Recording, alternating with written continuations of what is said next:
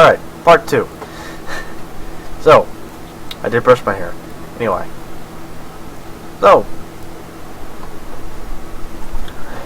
what are my plans? Well, my plan is when crap hits the fan. I really don't like using the SHTF acronym for some reason. I don't know, it's not just because, not only because I just don't want to curse, but also the fact it just doesn't sound professional. I don't know why. Anyway, not the point. When that happens, I plan to have already created something so elaborate that it saves lives. Now, you can tell, again, by the title of the video, the initiation of civilization. What does that mean? Well, it means recreating a civilized village or city, if you will. So, by this, I have already designed an underground facility. And this is the part where people start saying, you can't live your life in a bunker because there's so many problems that you will face, whether it be psychological, physical, emotional, and you've also got to deal with fires, water leakage, bugs, whatever.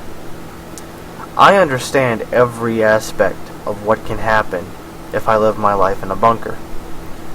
But again, that is why I am saying initiation of civilization, reinstating rule of law. I will not be the only one there. I have designed an entire new government. I have written a constitution. I have written everything that needs to be written. I have created my own currency system, and I have designed everything that needs to be to reestablish a new government. This is one of the hardest things that I have worked on in my entire life. I even redesigned our U.S. court system in my own fashion. I've redesigned a banking system, our financial system, our what is it called? Our executive system. And no, there is no Supreme Court, so we don't have to worry about that. Anyway, I have revamped everything to the likings of civilization. This was the most elaborate project I had worked on, and the hardest project I had worked on. I thought rewriting completely the entire United States Constitution was a pain. This was a pain, because over the course of 1 month, it took me to rewrite the entire Constitution and redisplay it. This took me over a year. I thought I was never going to be able to finish it, because I usually quit in the middle of something and never go back to it. That's one of my problems, but I finished everything. Everything. This is the greatest thing I had ever done. Collectively with my father, of course. This is one of the most important parts of being a prepper, in my opinion, is taking the time out of your day, and even an entire year, to recreate something that could save lives. There is a security force, there is a medical team, there is a fire department. All of these things that require civilization to thrive. We have a library, aka the Post-War World Archive. This in particular is one of the many pieces of the archive, and I'll show you here why it's one of the many pieces. Because it's all stored on huge SD cards and flash drives. So there's a lot of gigs worth of space I can store on these. I got a 32 gig SD card, an 8 gig flash drive, and a 10 gig memory stick. So overall, that's a lot of storage to store historical pieces, music, books, movies, what have you. So you would think if an EMP hit, which is one of the reasons why I am prepping, is for an EMP.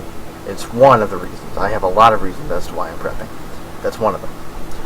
If an EMP were to hit, technology would be screwed.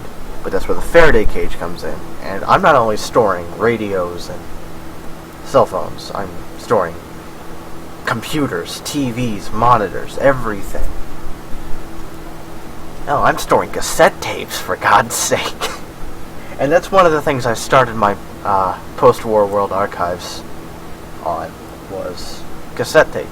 I started recording digital audio data on there, and then I figured, why not use a flash drive?